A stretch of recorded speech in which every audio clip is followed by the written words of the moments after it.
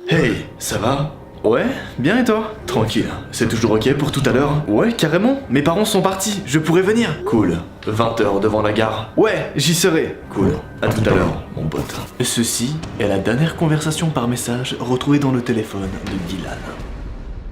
Un jeune homme, disparu depuis maintenant plus de 6 mois. Bien entendu, une enquête a été ouverte. Mais la police ne l'a pas retrouvé et commence à laisser l'affaire de côté. Faute de preuves. La famille de Dylan est désespérée et a lancé un appel à l'aide sur tous les réseaux sociaux. Histoire que des gens comme toi, comme moi ou comme mon équipe puissent essayer de retrouver ce qui s'est vraiment passé ce soir-là. Ils ont donc ouvert au monde la vie de leur fils. Alors tu sais très bien ce qu'on a fait. Moi et ma petite équipe, on s'est tout de suite lancé à sa recherche. On voulait connaître chaque moindre secret sur cette affaire vraiment mystérieuse de disparition. Quel message est-ce qu'il a échangé? À qui est-ce qu'il a parlé? Qu'est-ce qui s'est passé dans les 12 heures avant la disparition? Bref, on a récolté tous les éléments pour vous pondre la vidéo que vous êtes en train de voir maintenant. Et c'est une pépite. Voilà, je vous le dis, c'est une pépite. Et ça va être beaucoup trop bien.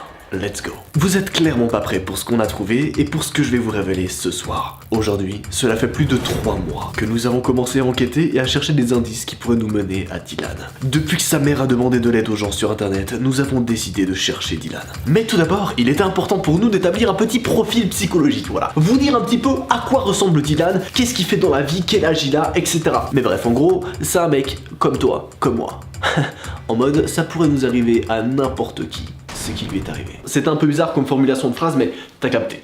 Dylan est un jeune homme de 16 ans. C'est un lycéen sans histoire, discret et plutôt bon en cours. Il est assez timide et n'avait pas beaucoup d'amis. Les seuls amis qu'il avait se retrouvaient sur les jeux en ligne. Et d'ailleurs, gardez bien cette information. Les seuls amis qu'il avait, c'était des amis qu'il retrouvait dans les jeux vidéo. Donc pas des amis dans la vraie vie. Dylan est décrit par sa mère comme un jeune homme solitaire, poli et adorable. Il passait beaucoup de temps sur les jeux vidéo, mais il travaillait dur. Et il avait de bonnes notes en plus d'aider à la maison. Ce qu'on apprend donc alors après quelques heures de recherche, c'est que la police a retrouvé son téléphone dans une poubelle pas loin de la gare en question. Rappelez-vous cette gare-là. Mes parents sont partis, je pourrais venir. Cool. 20h devant la gare. Ouais, j'y serai. C'est là qu'ils ont retrouvé la discussion qu'il avait eue avec Vincent, un de ses potes. La mère de Dylan n'avait jamais entendu parler de ce garçon. Apparemment, cela faisait plusieurs mois qu'ils discutaient, mais rien n'indiquait l'endroit où ils s'étaient rencontrés. Ils ont bien sûr pensé à un camarade de lycée, mais personne ne s'appelait Vincent dans l'entourage du garçon. Ce qui est encore plus étrange, c'est qu'aucune personne dans la classe de Dylan ne s'appelait Vincent. Donc c'était peut-être quelqu'un d'une autre classe, dans le lycée?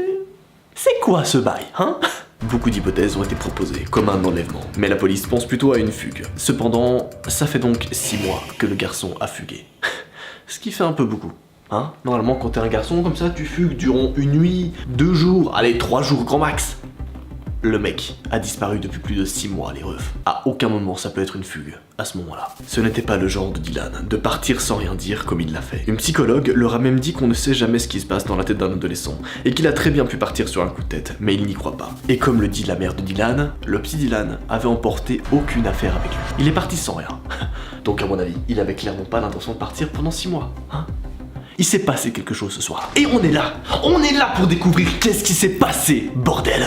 Bref, j'espère que t'es captivé. T'as ta petite pizza, tes petits popcorn. Parce qu'on est parti pour une enquête, mon gars. Elle va être picobello caliente et on prépare cette affaire depuis si longtemps, j'ai trop hâte de vous la raconter dans les détails. Messieurs, dames, bienvenue dans un nouvel épisode inédit de Secrets.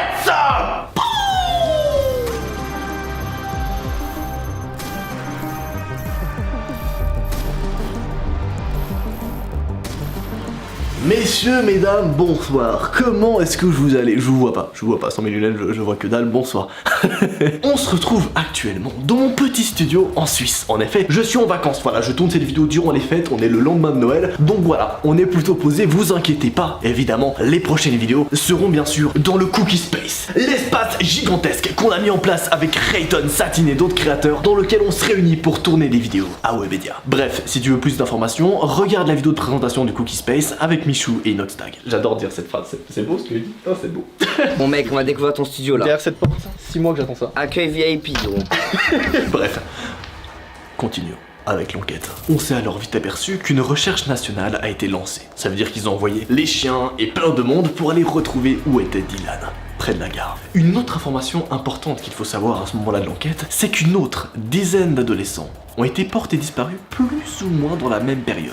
Donc à cet endroit où s'est passée l'affaire, et je vous le dirai pas où c'est parce que sinon s'il y a des gens qui habitent à cet endroit-là, vous allez vous suicider. Vraiment, vous allez plus sortir de votre chambre en fait, parce que c'est vraiment choquant, et surtout, ça s'est passé en France, donc c'est encore plus choquant, excusez-moi. Bref, à cet endroit-là, il y a eu également des cas d'une dizaine d'autres adolescents disparus au cours des 10 dernières années. Donc c'est vraiment un endroit qui est réputé comme étant pas fou, tu vois, en France. En mode comme si quelque chose de bien plus sombre se cachait derrière cet endroit. Et on va le découvrir. Tout ce qui se passe là derrière. Tous ces adolescents sont suspectés d'avoir fugué, mais c'est vraiment bizarre. A priori, rien ne rapproche ces disparitions à celles de Dylan. Enfin, ça, c'est ce qu'on croyait. Parce qu'avec ce qu'on a découvert, il se pourrait bien que tout soit lié. Lorsque la vie de Dylan a été dévoilée au public, un commentaire a fait réagir tous ceux qui s'intéressaient à l'enquête. C'est un commentaire retrouvé sur Facebook et regardez ce qu'il disait. « Il faut avertir la police! Mon fils a aussi été contacté par un certain Vincent avant de disparaître !» What the fuck? C'est qui ce Vincent? Nous avons bien entendu contacté cette dame en privé. Et voici la conversation que nous avons eue avec cette dame. Bonjour madame, nous vous contactons au sujet du commentaire que vous avez laissé sous l'appel à l'aide de la mère de Dylan. Nous aimerons vous aider et savoir si la disparition de votre fils est liée à celle de Dylan.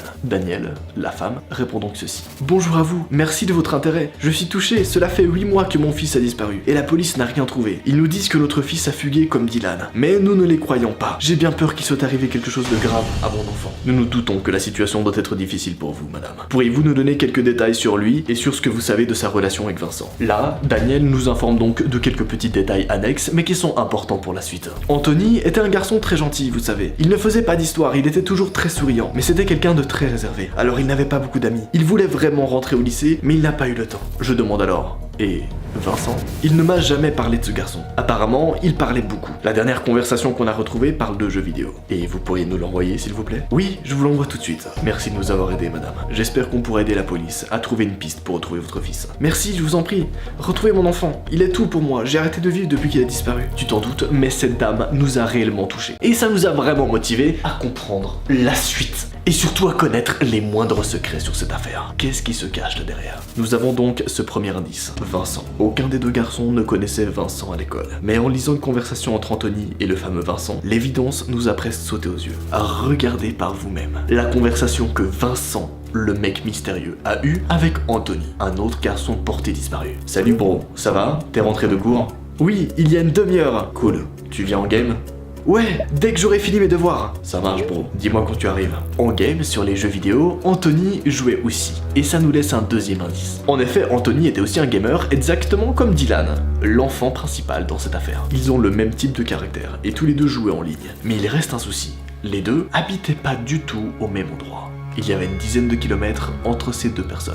À ce moment-là de l'enquête, nous nous sommes posé des questions. Est-ce que c'est le même Vincent auquel les deux adolescents ont été confrontés, ou est-ce que c'est une simple coïncidence? Les deux garçons jouaient-ils au même jeu? Nous devions creuser plus loin, histoire d'avoir beaucoup plus de réponses. C'était trop vaste là. Et il y a un truc, moi personnellement, qui me trigger un petit peu à ce moment-là, c'est que sachant qu'il y a genre une dizaine de kilomètres qui les séparent entre Anthony et Dylan, et qu'ils ont les deux parlé au même Vincent, ça veut dire que Vincent ne provenait pas du même lycée ou du même établissement. Ça veut dire que c'est un mec externe. Mais dans ce cas-là, c'est qui ce gars? What the fuck? Nous devions creuser plus loin. Nous avions besoin de plus de réponses. Et nous savions que pour cela, nous devions dévoiler ce que nous avons déjà trouvé sur les réseaux. Nous avons donc posé un message sur les groupes qui cherchaient Dylan. Et très vite, nous avons commencé à recevoir des messages très inquiétants. L'affaire commençait à prendre des proportions énormes. La première personne qui nous a contactés s'appelle Sarah. C'est une jeune femme de 19 ans dont le frère de 15 ans a également disparu. Sarah, cette meuf de 19 ans dont le petit frère a disparu il y a pas longtemps, a envoyé ça. Bonjour, je viens de voir ton message sur le groupe. Je suis cette enquête parce que mon frère aussi a disparu il y a 8 mois et que j'ai l'impression que c'est lié à Dylan aussi. Votre message est encore plus flagrant. Il y aurait un autre garçon? C'est horrible. Mon frère Michael jouait aussi en ligne et il avait rencontré un garçon qui s'appelait Adrien. Il m'en parlait souvent et ils sont devenus si proches qu'il est devenu le meilleur ami de mon frère. Ils passaient tout son temps libre à jouer avec lui. Adrien habitait dans la même ville que nous et je sais qu'ils avaient prévu de se voir. Mon frère n'avait pas de téléphone portable, alors on n'a jamais retrouvé de conversation entre deux. Mais je suis sûr que c'est la même chose qui est arrivée aux deux autres garçons. S'il te plaît, dis-moi que ça va t'aider à retrouver mon frère. Je réponds donc ceci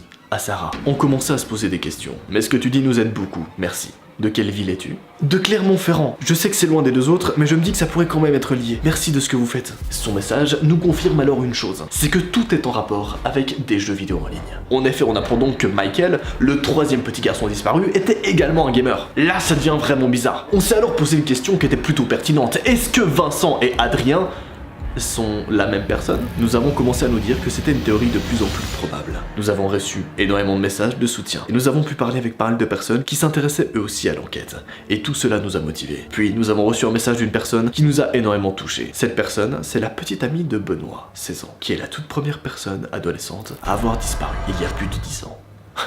Voilà ce que sa petite amie nous a écrit. Bonjour à vous, j'ai remarqué ce que vous faisiez pour retrouver Dylan et d'autres garçons qui ont disparu. Mon petit ami Benoît est le premier à avoir disparu apparemment. C'était il y a une dizaine d'années. Ça faisait 2 ans que Benoît et moi sortions ensemble à ce moment-là. Je sais qu'il adorait les jeux en ligne et c'était sa passion. Et je ne l'empêchais pas de jouer, au contraire. Parfois, je jouais même avec lui. Le soir où il a disparu, on devait se voir normalement. Mais on s'est disputé, à cause de moi. Parce que j'étais jalouse de sa meilleure amie. Et il m'a laissé en plan en partant. Depuis, on ne l'a jamais revu.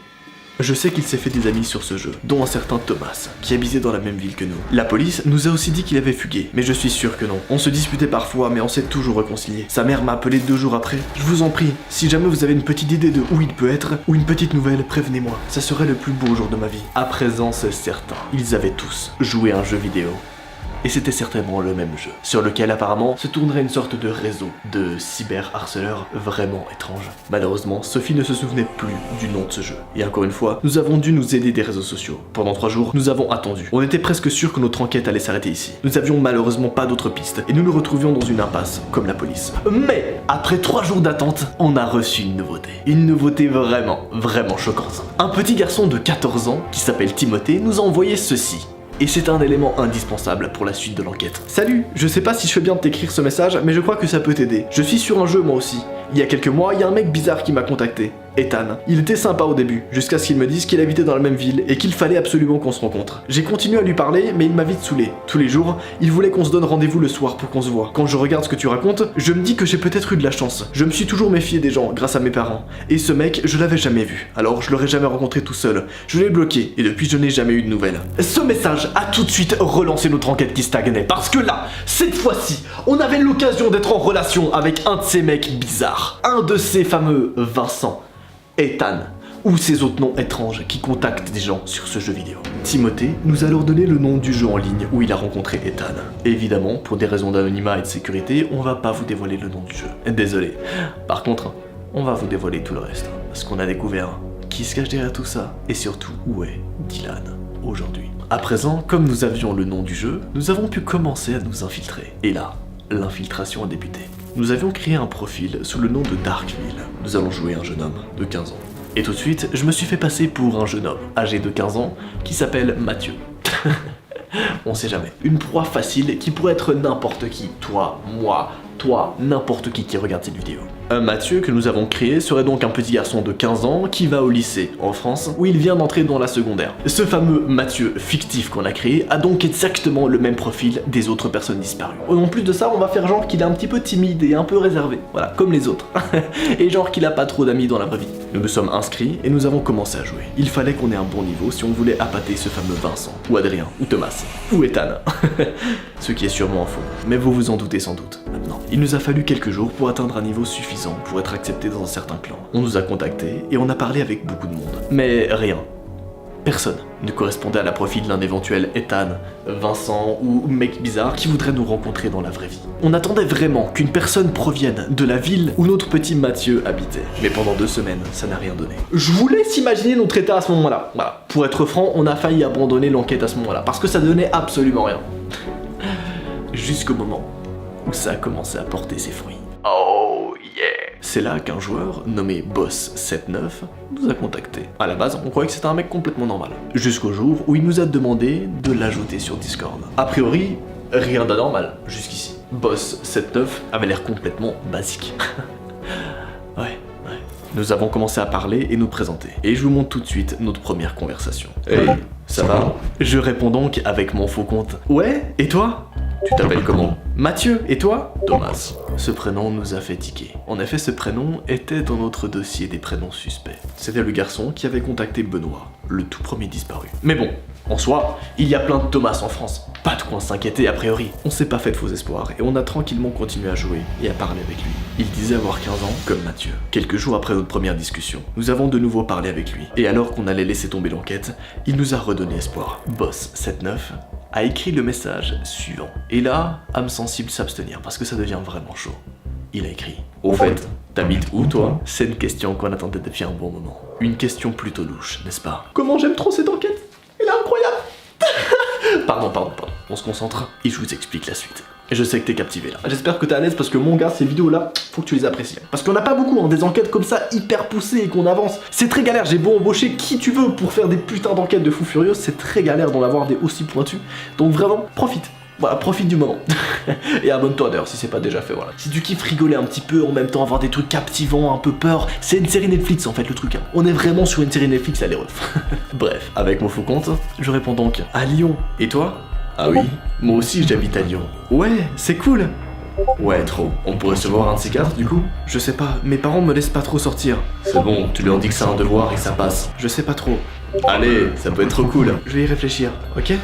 Ok, ça marche. Là, ça devenait vraiment bizarre. Parce que pendant plus d'une semaine, Boss79, couramment appelé Thomas du coup, nous a pas arrêté de nous envoyer des messages pour qu'on se rencontre. Tous les jours des relances en mode salut, on se voit quand?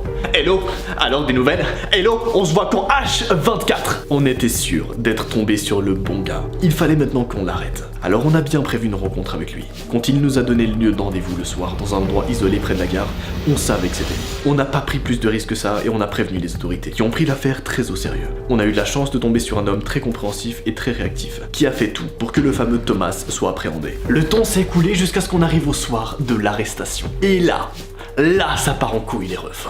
On apprend donc à ce moment-là que Thomas s'appelait en fait Laurent. Et c'est un homme dans la trentaine. Il a été embarqué tout de suite par la police en toute discrétion pour ne pas faire de vagues dans les médias. Malheureusement, même s'il a admis avoir menti sur son âge, il ignore tout sur Dylan et les autres adolescents disparus. Du moins, c'est ce qu'il a dit à la police. Alors tu t'en doutes, notre enquête aurait pu s'arrêter là. Mais non. Oh que non.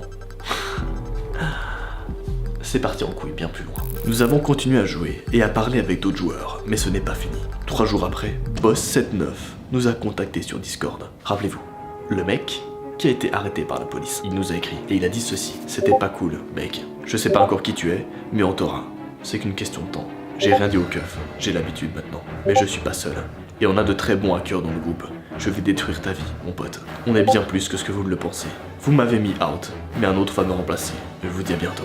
Là, premier degré, ma tête s'est dégradée. Vraiment, j'étais broken, j'étais en mode ah ok, on a peut-être été un peu loin. Mais bien sûr, je vous rappelle, on était plus ou moins protégés. Car évidemment, on s'est complètement fait passer pour quelqu'un d'autre. Ça veut dire qu'à aucun moment, ce mec-là savait que c'était Noah Dorian derrière l'écran et derrière l'ordinateur. Et ça c'est cool. Évidemment, on s'est débarrassé de l'ordinateur qu'on utilisait pour Mathieu, après avoir effacé tous nos comptes. Malheureusement, nous avons été recontactés par des personnes louches. Je pense sincèrement qu'ils ont dû décider de quitter le jeu à un moment pour se faire discret. Mais nous n'avons pas baissé les bras. Pas cette fois. On était allé trop loin pour qu'on s'arrête.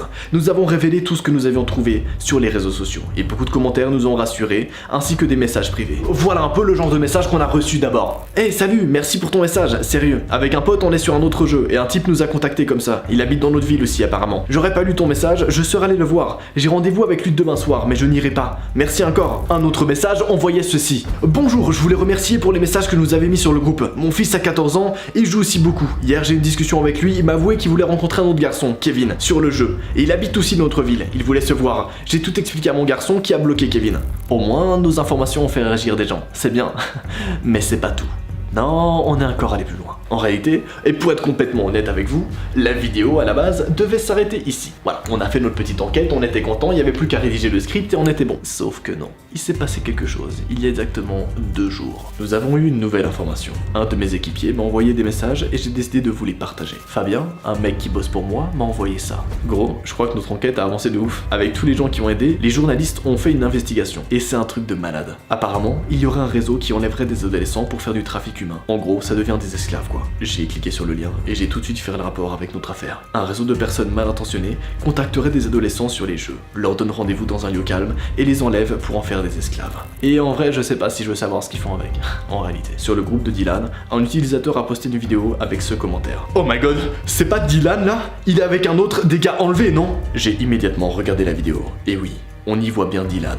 C'est la vidéo de surveillance d'un supermarché en Allemagne. On y voit Dylan et un autre garçon partir avec des courses. Ils gardent la tête baissée un maximum, mais un bruit les a fait sursauter et on peut voir quelques secondes leur visage. Mon équipe et moi avons fait des recherches sur le deuxième garçon. Il s'agit de Benoît, le premier garçon à avoir disparu il y a plus de 10 ans. Nous avons immédiatement prévenu sa petite amie et sa mère, bien sûr. La vidéo est maintenant entre les mains de la police, comme la localisation des deux garçons. L'enquête n'est pas terminée, mais j'espère que Dylan et tous les autres garçons pourront être retrouvés. Et évidemment, si un jour on a des nouveautés sur cette affaire, ne vous inquiétez pas, je vous en parlerai tout de suite. Mais là je vous avoue que je pouvais pas le mettre dans cette vidéo, sinon ça allait durer 2 heures l'enquête, hein, et l'idée c'est que ça reste un truc assez facile à regarder. Bref, suite à ça, on a bien sûr conclu 2 théories.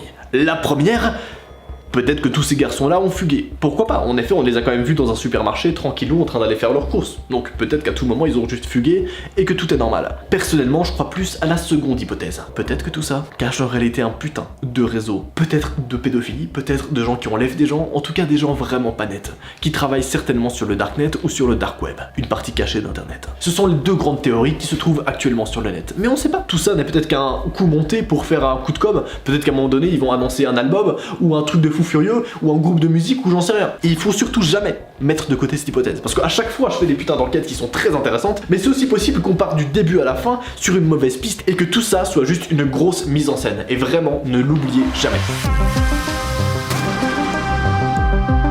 La nuit du 7 janvier 1969, vers minuit et demi, une jeune étudiante de 23 ans rentre chez elle après une soirée chez un voisin. Le lendemain, son petit ami, inquiet de ne pas la voir en cours, et après de nombreux appels, se rend chez elle. C'est là qu'il découvre l'horreur. Sa petite amie a été assassinée. Cette affaire a fait le tour des médias et tout le monde s'est posé la question. Qu'est-ce qui s'est passé ce soir-là? Pourquoi sa petite amie n'est pas allée en cours le lendemain? Et surtout pourquoi est-ce qu'elle a été retrouvée morte, assassinée chez elle? Nous allons étudier le cas de Jane Britton, une étudiante assassinée à Cambridge dans le Massachusetts. L'affaire a eu du mal à décoller et n'a été résolue que beaucoup d'années plus tard. Le meurtre est très particulier. Personne n'a rien vu ni entendu. Aucun témoin, rien du tout. C'était vraiment galère pour les policiers de savoir qu'est-ce qui s'est passé ce soir-là avec cette fameuse Jane. D'ailleurs, ce qui me choque le plus dans cette affaire-là, c'est qu'à tout moment, ça aurait pu m'arriver, ou ça aurait pu t'arriver, ça aurait pu arriver à n'importe qui. C'était une jeune étudiante tranquillement, qui revenait de soirée chez un voisin. Enfin, du moins, c'est ce qu'on pensait au début. Car rappelez-vous, la veille de son assassinat, elle avait fait une petite soirée chez un voisin. Évidemment, nous allons donc analyser dans les moindres détails l'entièreté de cette affaire, afin de comprendre qu'est-ce qui s'est passé ce soir-là. Prends des popcorn et installe-toi. Chapitre 1. Le contexte.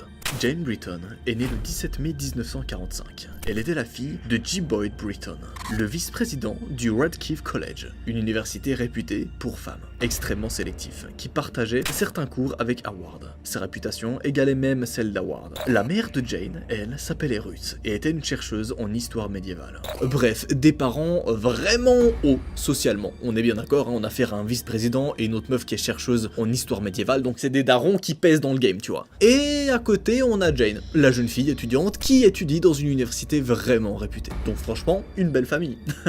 Rien ne pouvait mal tourner, bien sûr. Jane était une jeune femme accomplie. Elle a appris à monter à cheval, à jouer du piano, à l'orgue et à peindre. Elle travaillait très bien à l'école. C'est d'elle-même qu'elle demande à rentrer à Radcliffe, dont elle sortira diplômée d'anthropologie en 1967. Elle s'est ensuite inscrite au programme d'études supérieures d'Howard. Pour ceux qui ne savent pas, Howard c'est vraiment l'université la plus connue du monde. C'est la meilleure université, elle est incroyable. Vraiment, genre c'est l'université classique que tu vois dans les séries américaines, c'est vraiment THE université parfaite. Elle se spécialise alors dans l'archéologie du Proche-Orient. En 1968, elle part avec d'autres doctorantes, le directeur de leur département et leur chef de projet en Iran, où ils font d'importantes découvertes. Son chef de projet lui a d'ailleurs attribué l'une des plus importantes découverte de la fouille. Jane habitait dans un bâtiment qui appartenait à Howard. Pendant ses études, elle a travaillé au musée d'archéologie et d'ethnologie de son université. En dehors des études, elle peignait beaucoup dans son appartement. Elle avait 2 animaux de compagnie, un chat et une tortue. Elle avait beaucoup d'amis dans sa promotion et s'était même rapprochée d'un certain James Humphreys, qui est devenu son petit ami.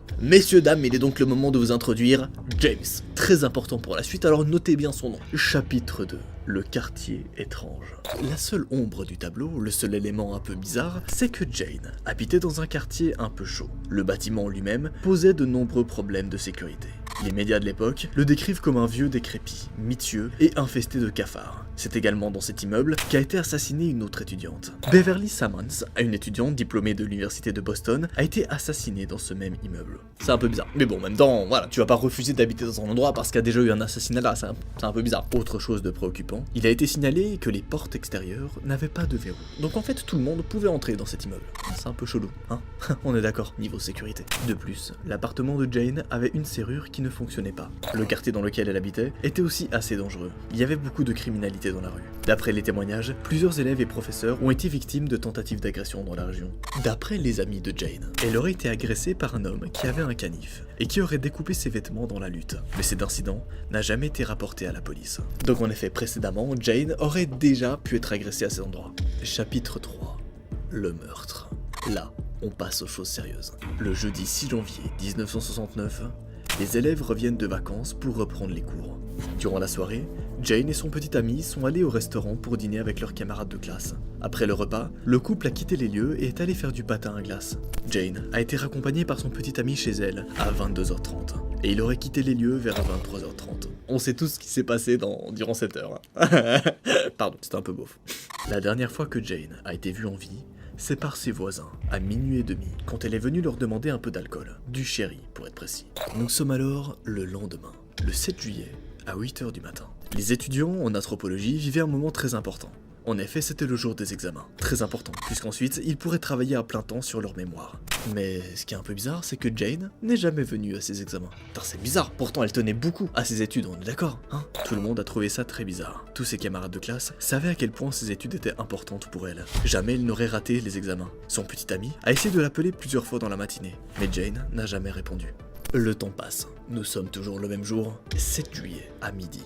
Après l'examen du matin, le petit ami de Jane se rend chez elle, inquiet. Comme le verrou de la chambre de Jane ne fonctionne pas, il entre sans problème. Je suppose que vous voulez savoir ce qu'il a découvert, hein? Bouge pas. À ce moment-là, il découvre le corps de sa petite amie, au pied du lit. Visage contre le sol, sa chemise de nuit relevée sur sa tête. Elle avait un manteau de fourrure et un tapis sur tout le haut de son corps. Au début, il a pensé qu'elle était malade et a demandé à la voisine, Jill Mitchell, de bien vouloir l'aider.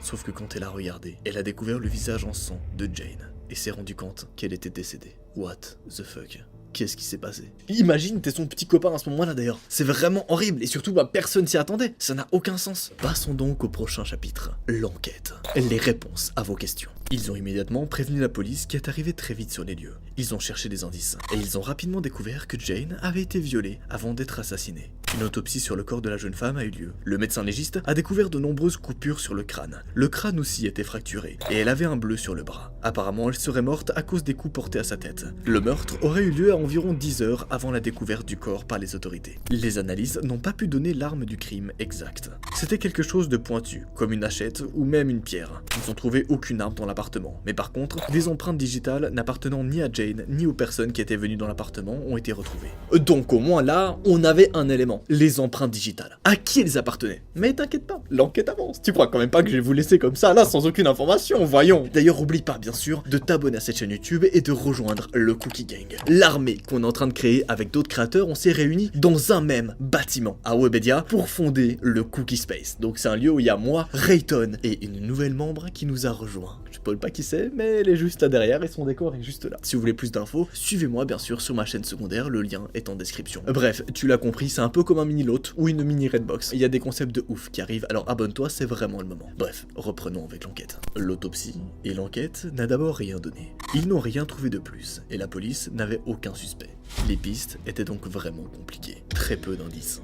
Deux petits témoignages auraient éventuellement pu faire avancer l'enquête, mais malheureusement, ils ont abouti à rien. Un enfant présent dans un des autres appartements a dit à la police qu'il avait entendu des bruits étranges dans l'escalier de secours la nuit du meurtre. Un autre voisin de Jane aurait vu un homme mesurant environ 1m80 et pesant un peu moins de 80 kg quittant l'immeuble vers 1h30 du matin. Cependant, ces deux pistes, à nouveau, ont mené à rien. Parce que ouais, on a deux personnes qui ont vu des gens quitter l'appartement, etc. Mais ça nous aide pas. On n'arrive toujours pas à comprendre qui l'a tué, bordel.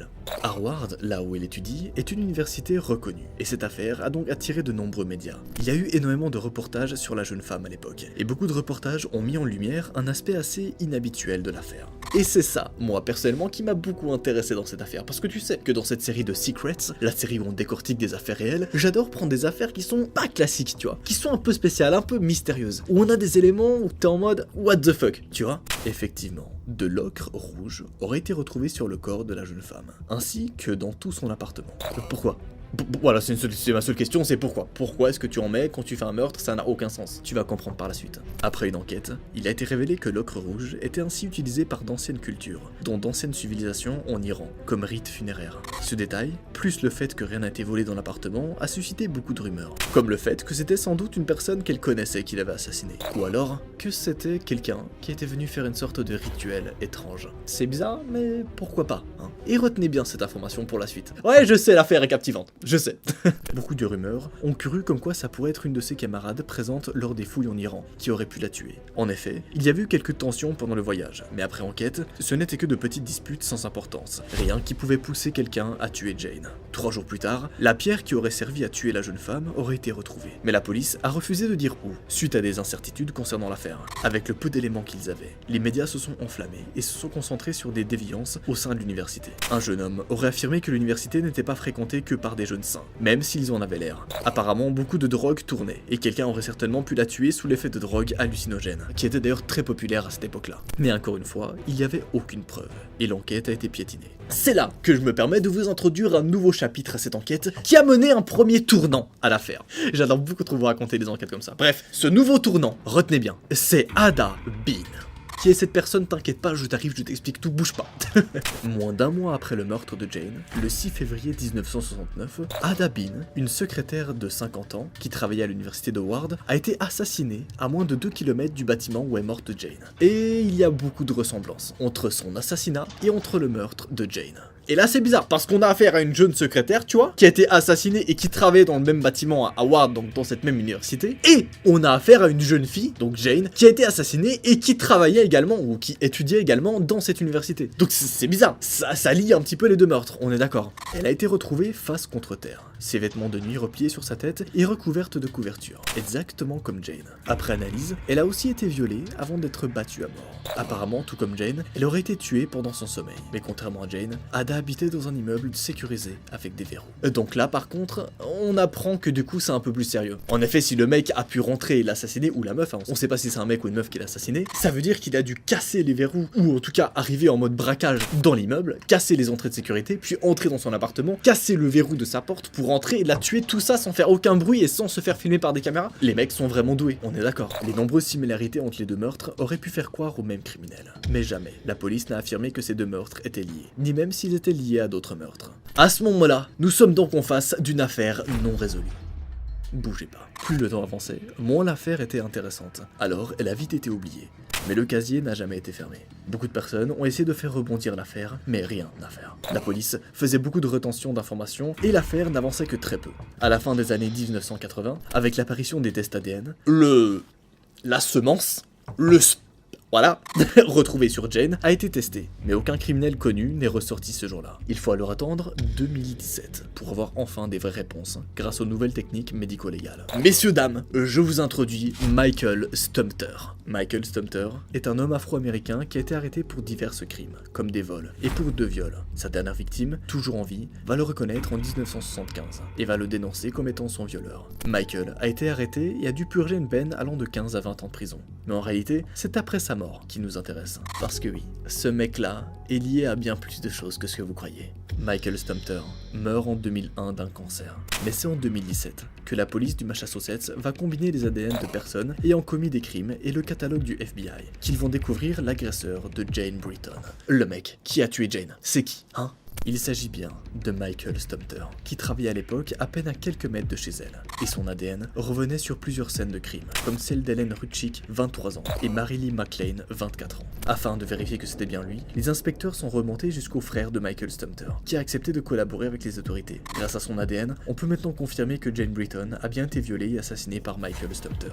Passons enfin à la conclusion, que vous attendez tous. Tout le mystère qui entoure cette affaire s'est volatilisé, et est enfin résolu. Tout le monde pensait à l'époque que l'assassin de Jane la connaissait forcément, vu la façon dont elle était morte, alors que Jane et Michael ne se connaissaient pas. La science a prouvé la culpabilité de Michael Stumpter il y a maintenant quelques années. Nous avons la chance maintenant d'avoir des moyens technologiques élevés, qui nous permettent de résoudre ce genre d'affaires. Sinon, je vous laisse imaginer toutes les affaires qui seraient maintenant encore moins.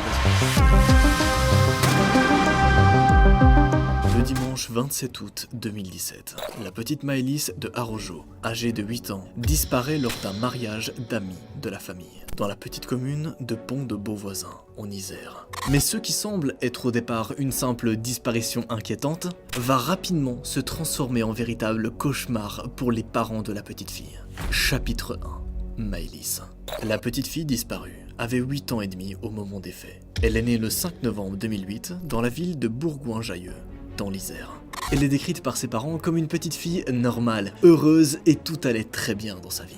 Et d'ailleurs, pour comprendre la suite, il faut que tu comprennes un petit peu c'était qui, ses parents. Son père s'appelle Joachim de Arojo, et lui, il est plombier. Sa mère s'appelait Jennifer Clayet-Marel, et elle était infirmière au moment des faits. Mais alors, je sais que tu vas me demander comment tout a pu tourner au cauchemar. Comment cette affaire est devenue l'une des affaires les plus choquantes de notre génération. L'affaire de Maëlys, disparue du jour au lendemain. Une des affaires les plus passionnantes qu'on peut retrouver actuellement, et qui est, malheureusement, vraiment choquante et mystérieuse. Vous allez voir tout ça, et j'espère que vous allez kiffer l'épisode. Chapitre 2. Début des événements étranges. Samedi 26 août 2017.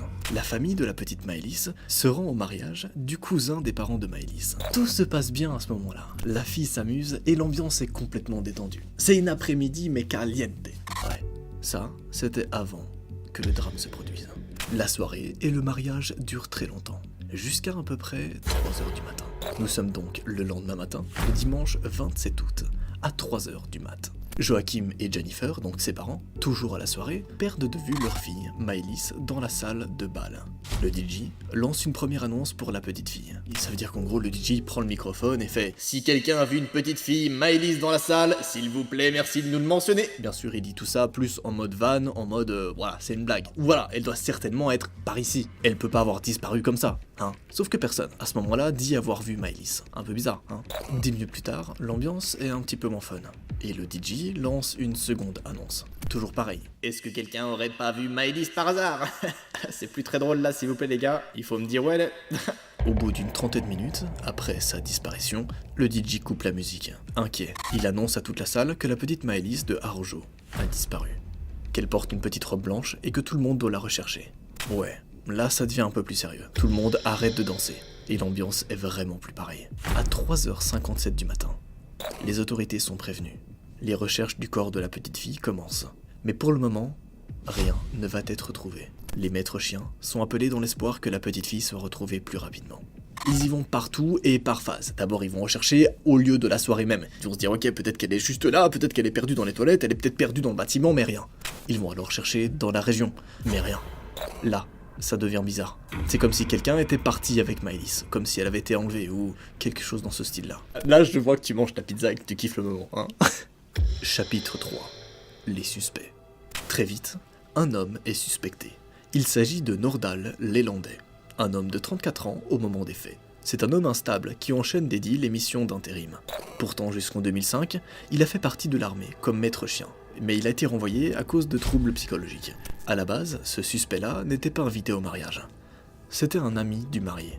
Et cette personne-là, Nordal, au moment des faits, c'est le seul suspect qu'on a. Donc c'est un pote à un marié qui est un petit peu bizarre psychologiquement, tu vois. Après, il a rien fait de bizarre avec des jeunes filles, il y a pas vraiment de lien, juste c'est vrai que psychologiquement, c'est un peu un mec qui est pas très stable. Mais alors je sais que vous allez me dire, qu'est-ce que ce mec-là a fait lors de la soirée, hein? Parce qu'il était invité, donc des gens l'ont vu, des gens ont su qu'est-ce qu'il a fait. Ouais, on a des témoins et on sait précisément ce que ce mec a fait durant toute la soirée.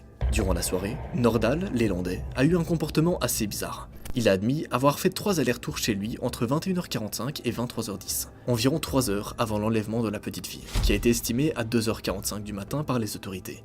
Mais ce qui est le plus parlant, c'est ce qu'il s'est passé à partir de 2h45 pour le suspect. Une chronologie a été mise en place par les autorités et elle est très parlante. Voici alors chronologiquement dans le temps qu'est-ce qui s'est passé lors de la soirée concernant ce petit mec un peu bizarre, Nordal. Dimanche 27 août, 2h46 du matin. Nordal l'élandais met son téléphone en mode avion. Déjà là, c'est un peu suspect. Pourquoi tu mets ton téléphone en mode avion en pleine soirée? Genre, t'as un truc à cacher, c'est quoi le bail? Une minute plus tard, 2h47 du matin.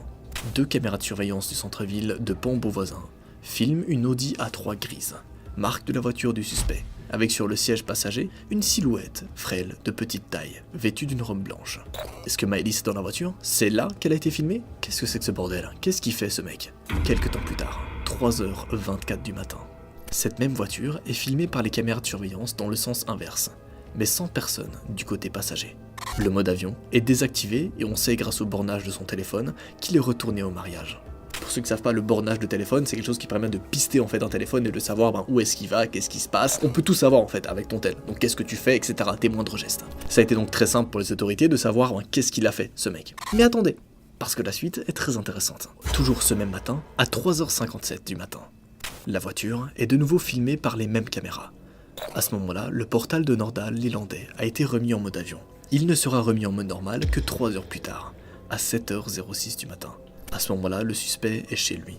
Le plus bizarre, c'est lorsque les autorités vont lui demander « Est-ce que ce véhicule t'appartient ?» Donc cette voiture grise, qui est la sienne, normalement, il répond que non, que ce n'est pas sa voiture. Le comportement de l'homme est tout de même très suspect. Mais il y a autre chose, deux actions qui le feront encore plus suspecter. Le dimanche 27 août, il est filmé par la caméra de surveillance d'une station-service, en train de nettoyer pendant plus de 2 heures sa camionnette. Il dira que c'était pour la revendre. Ok... Pourquoi tu nettoies une camionnette pendant 2 heures? Qu'est-ce qu'il y a dedans? Qu'est-ce que t'as fait? C'est quoi le bail? Là, Plusieurs invités l'auraient vu parler à la petite fille ce soir-là, alors que les autres enfants dormaient. À l'un des invités, elle aurait présenté Nordahl comme étant son tonton. De plus, alors qu'elle avait disparu, lui ne s'en est pas du tout préoccupé. Une invitée affirme qu'il faisait semblant de vomir pour paraître malade à cause de l'alcool. Bizarre, hein? Et on peut voir que quasiment toutes les personnes présentes au mariage étaient sûres que c'était ce mec. Et dites-moi vous là dans les commentaires, est-ce que vous pensez que c'est lui? Hein? Trichez pas, regardez par la suite tout de suite, trichez pas et dites-moi ce que vous en pensez. Je vois vos pronostics. Passons alors à l'enquête des policiers. Voici ce que la police a retrouvé. Et voici comment s'est déroulée toute l'enquête. Le 27 août, un appel à témoins pour disparition inquiétante a été diffusé par la gendarmerie, avec le signalement et des photos de l'enfant. Des recherches sont effectuées par les maîtres chiens, des spéléologues également. Une recherche est organisée par moins d'une centaine de gendarmes et tout est fait pour retrouver la petite fille. Tous les invités au mariage sont interrogés, et il y en avait un paquet. Le 28 août, le lendemain de la soirée, une enquête préliminaire pour enlèvement est ouverte, mais le dispositif alerte enlèvement n'est pas déclenché. À ce moment-là, on sait pas encore trop si c'est vraiment un enlèvement ou si c'est peut-être juste la meuf qui a disparu, qui s'en est allée toute seule. On sait pas. Le 29 août, 3 chiens sont emmenés à la salle des fêtes pour pister l'odeur de Maëlys. Tous les 3 s'arrêtent au même endroit, sur le parking. La théorie qu'elle ait été enlevée sur le parking devient la théorie privilégiée des enquêteurs. Nous sommes alors 2 jours plus tard, le 31 août. Nordahl l'Islandais est arrêté à cause de ses agissements étranges le jour du mariage. De plus, on apprend qu'il aurait distribué de la drogue ce soir-là, mais sans la faire payer. Il ne sera jamais inculpé pour ça. Mais on remarque aussi qu'il est griffé aux genoux et aux bras, mais il dira que c'est parce qu'il a fait du jardinage. Cette version sera contredite par sa mère, qui affirme que Nordahl ne jardinait jamais. Le temps avance un peu et on se retrouve quelques jours plus tard, toujours dans la même enquête, en septembre 2017.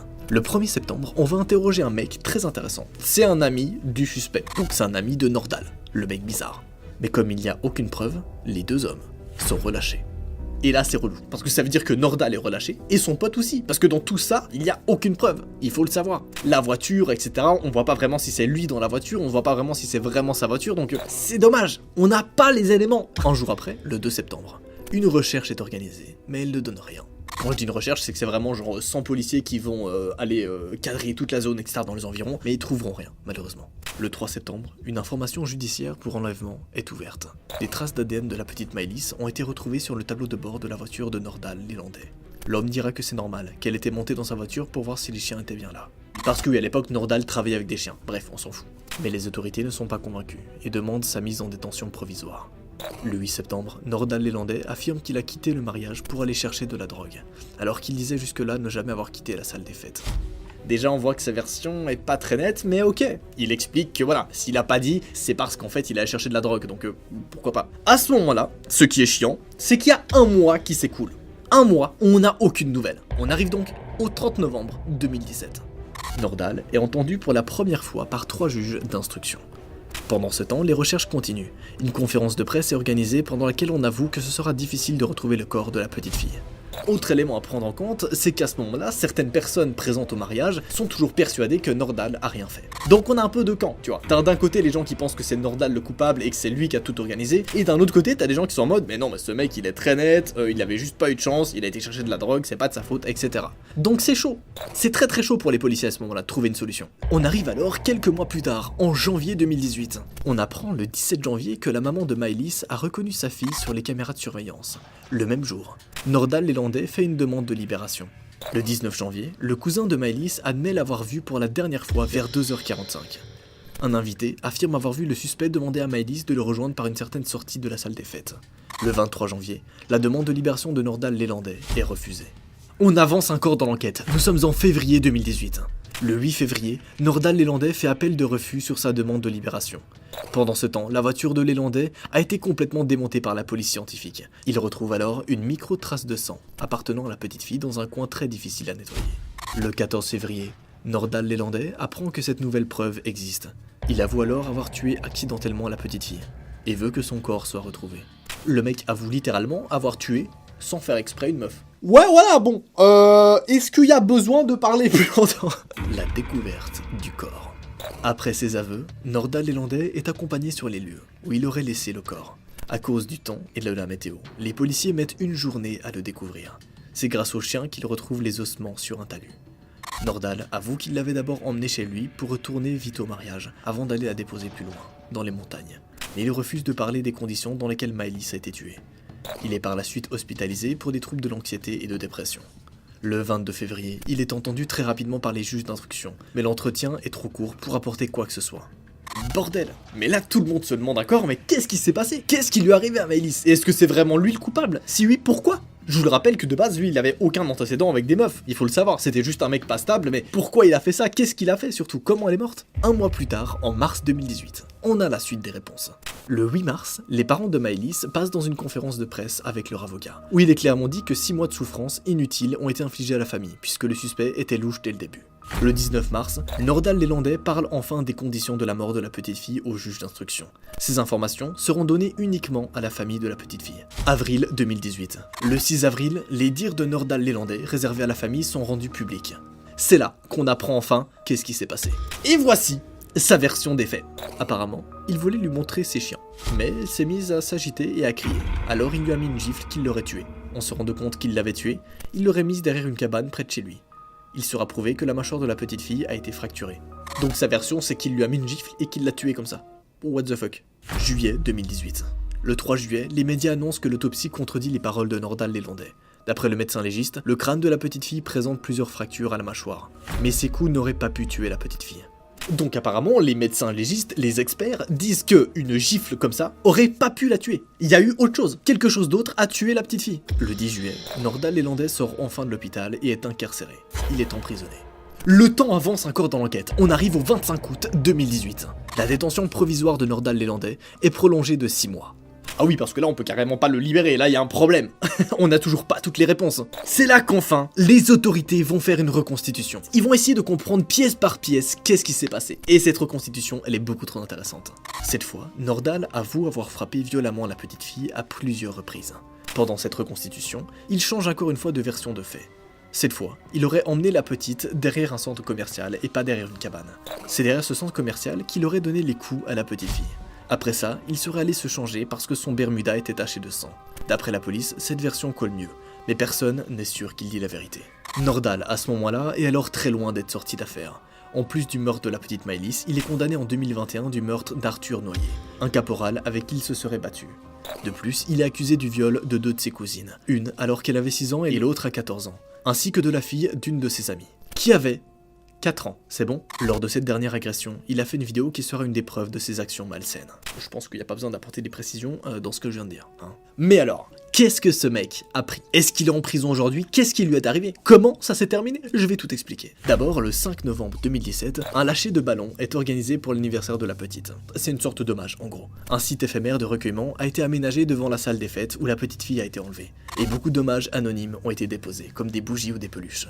Le 27 août 2018, une marche blanche a été organisée, plus de 250 personnes et un lâcher de ballon s'organisé pour les 1 an de l'enlèvement de la petite fille. Le 25 juillet 2019, les chanteurs Slimane et Vita Pamela lancent leur titre Mylis, dédié à la famille de la petite fille, exprimant les douleurs des parents d'avoir perdu leur enfant. Le procès, enfin, s'ouvrira le 31 janvier 2022. Et après le procès, voici ce qui est arrivé à la famille. C'est vraiment pas cool. Depuis le meurtre de la petite fille, le couple s'est séparé. Le père a perdu son enfant, sa femme et son emploi. Joachim de Araujo est un homme déchiré, se sentant coupable de la mort de sa petite fille. Il n'attend rien de l'Élandais, qu'il ne croit absolument pas. Il n'est même pas sûr de lui adresser la parole. Et c'est ainsi que se termine l'affaire de Mylis. L'affaire de Pamela Jackson et Cheryl Miller. Les deux jeunes femmes ont disparu en mai 1971. Les deux étudiantes se rendaient à une fête, et là, elles se sont volatilisées, disparues. Personne ne les a vues pendant des années. Beaucoup de rumeurs et de spéculations ont tourné sur cette affaire. Il a fallu 40 ans à la police pour la résoudre. Bonjour à tous. Aujourd'hui, dans cette nouvelle série dans laquelle nous allons enquêter uniquement sur des affaires réelles, nous allons parler d'un cas vraiment spécial. La disparition de Pamela Jackson et Cheryl Miller. C'est une affaire qui a fait énormément de bruit à l'époque, surtout à cause du fait qu'elles aient disparu sans laisser aucune trace. Qu'est-ce qui lui est arrivé? Comment elles ont pu disparaître si rapidement?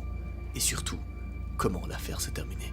Pendant 40 ans, l'affaire va connaître des hauts et des bas. Mais surtout, personne n'a pu imaginer ce qui leur est vraiment arrivé. Pamela et Cheryl étaient deux étudiantes. Elles avaient 17 ans et vivaient dans le Dakota du Sud. Elles étudiaient au lycée de Vermilion. C'étaient des filles sans histoire, qui avaient beaucoup d'amis. Pamela était très proche de sa famille. Cheryl, elle, avait décidé de vivre avec ses grands-parents. Sa mère avait des soucis d'alcool et Cheryl ne la supportait plus. 19 mai, environ 6h30 du soir. Cheryl a dit à ses grands-parents qu'elle va chercher Pamela avant d'aller à une fête prévue depuis un moment. Elle est partie avec la voiture de son grand-père, de la marque Studebaker, un modèle de 1960. À la base, la soirée devait avoir lieu dans un skatepark. Mais finalement, la soirée a eu lieu chez quelqu'un d'assez âgé. On y reviendra plus tard. La soirée se passe et on arrive au lendemain matin. 20 mai, environ 4h du matin. La mère de Pamela s'est aperçue de l'absence de sa fille environ vers 4h du matin. Elle avait l'habitude de laisser la lumière extérieure allumée lorsque sa fille sortait. Quand elle est allée voir dans sa chambre, Pamela n'était pas encore rentrée. Bizarre. Normalement, elle a pour habitude de quand même rentrer avant 4h du matin. Hein, on parle d'une soirée tranquille, pas non plus d'une grosse truc de boîte de nuit, tu vois ce que je veux dire. Donc c'était un peu étrange que Pamela soit pas rentrée à cette heure-là. Mais ça va, pour le moment, il est que 4h du matin, peut-être qu'elle a juste un peu de retard. Du moins, c'est ce que se dit sa mère à ce moment-là. 20 mai, environ 7h du matin. Rita, la sœur de Cheryl, a été réveillée par un bruit chez elle. Cheryl, la pote de Pamela, n'était pas rentrée non plus. Les deux familles se sont appelées pour avoir des nouvelles, mais les deux adolescentes avaient tout simplement disparu. Là, ça commence à être un petit peu inquiétant quand même, parce qu'en plus d'avoir disparu, ils ne répondent plus à aucun message et ne reçoivent plus de messages. C'est un peu chelou. Alors évidemment, les deux familles vont déclarer leur disparition. Dans l'après-midi, les deux familles se rendent au commissariat pour déclarer la disparition des deux filles. Mais les personnes disparues ne peuvent être signalées que 24 heures après leur disparition. Alors ils attendent. Puis, les recherches débutent le lendemain, le 21 mai, lorsqu'en effet à ce moment-là, les deux filles sont toujours pas retrouvées. Évidemment, je me permets à ce moment-là de faire un petit flashback, de vous expliquer mais qu'est-ce qui s'est réellement passé finalement à la soirée du 19, hein? Qu'est-ce qui s'est passé ce soir-là? Bougez pas, je vais vous expliquer 2-3 petits indices, histoire que vous puissiez comprendre un peu mieux la suite. Revenons en arrière à cette fameuse soirée. Après plusieurs interrogatoires, ils ont appris que les filles avaient rencontré 3 garçons. Ils ont été interrogés. Apparemment, ils ont bien vu les filles. Elles étaient perdues et cherchaient à aller à leur soirée. Ok, donc on apprend à ce moment-là que les deux filles, voulant se joindre à la soirée, n'ont pas trouvé le lieu de la soirée. Donc ils ont demandé à 3 garçons. Ils leur ont demandé « Hey, vous savez où est-ce que c'est la maison pour aller à cette soirée ?» Et les 3 garçons, évidemment, à chaque fois, leur ont dit « Ouais, c'est par là-bas, un truc comme ça. » C'est déjà intéressant comme indice pour la suite. Ça veut dire qu'elles étaient un peu perdues. Elles sont certainement arrivées en retard à la soirée, hein? Attendez de voir la suite. Les 3 garçons devaient y aller aussi. Ils s'étaient arrêtés pour acheter des verres, parce qu'ils n'avaient pas assez pour la soirée. Alors les filles les ont suivis. Mais au bout d'un moment, ils se sont rendus compte que les filles ne les suivaient plus. Ils ont fait demi-tour, mais ils les ont jamais retrouvées. Ils ont supposé qu'ils avaient dû retrouver leur chemin et aller à la fête seuls. Je vous résume là parce que c'est très important. En gros, imaginez-vous 2 voitures qui se suivent. La première, c'est la voiture des 3 garçons, qui se rendent donc à la soirée. La seconde, c'est la voiture des 2 filles. La voiture des 2 filles continue à suivre la voiture des 3 garçons, jusqu'à un moment où les 3 garçons se rendent compte que « Oh, la voiture des filles n'est plus derrière nous. Bon, ok. » Et ils continuent leur route dans le plus grand des calmes. Pas d'inquiétude, n'est-ce pas? Ils vont faire marche arrière, mais ne voient plus les filles. Donc ils se disent « Bon, ils ont dû rejoindre la soirée. Étrange, hein? » Mais retenez bien, c'est important pour la suite. Qu'est-ce que j'adore ce genre d'affaires réelles par contre. Étrangement, c'est comme si elles avaient tout simplement disparu. Car bien sûr, les 2 filles ne sont jamais arrivées à la soirée. L'histoire des garçons était plutôt crédible. Les trois avaient la même version, même s'ils ont été interrogés séparément. Depuis le moment où ils se sont aperçus qu'elles n'étaient plus derrière eux, elles ont été considérées comme des personnes disparues. On arrive donc ici à une phase d'indices et de rumeurs très intéressantes qui commencent à se développer dans l'enquête. Les policiers sont au point mort, ils se disent putain de merde, on a 2 meufs qui devaient se rendre à une soirée mais elles ont complètement disparu. On a 3 mecs qui disent qu'ils ont vu les 2 meufs mais qu'ensuite elles ont disparu. Bordel! On n'a absolument rien de concret. La police a fait des recherches, mais aucun indice n'a été retrouvé à ce moment-là. Ils n'ont pas pu fouiller le Mississippi parce qu'ils n'avaient pas les moyens de le faire à l'époque. Les filles semblaient s'être volatilisées de la terre. La police a fait ce qu'elle a pu avec les technologies de l'époque, mais ils n'ont retrouvé aucune trace des filles. De nombreuses rumeurs ont tourné sur leur disparition, qui a fait beaucoup de bruit à l'époque. Certaines personnes pensaient que les filles s'étaient enfuies en Californie, à cause de la vie de Cheryl. Elle vivait chez ses grands-parents parce que sa mère avait des problèmes d'alcool, mais les 2 filles étaient bien trop proches de leur famille pour partir comme ça. Ils ont d'abord donc pensé à une fugue, mais pas possible. Une autre rumeur a couru à l'époque, comme quoi les filles seraient devenues des hippies. Mais c'est le même souci qu'avec la première rumeur. Jamais elles ne seraient parties aussi loin de leur famille, et rien ne prouvait qu'elles avaient quitté la ville. En plus de cela, Rita, la sœur de Cheryl, a dit à la police que sa sœur voulait devenir mannequin et voyager. Malgré le fait que les filles étaient très attachées à leur famille, elles auraient très bien pu partir. Et c'était à l'époque la théorie la plus plausible. Les policiers étaient vraiment persuadés qu'elles étaient parties faire leur vie ailleurs. Il y a 40 ans, lorsque cette affaire est sortie, tout le monde pensait juste que les filles avaient quitté leur vie, soudainement, pour aller commencer une nouvelle vie ailleurs, sans prévenir personne. C'est bizarre comme conclusion, on est d'accord.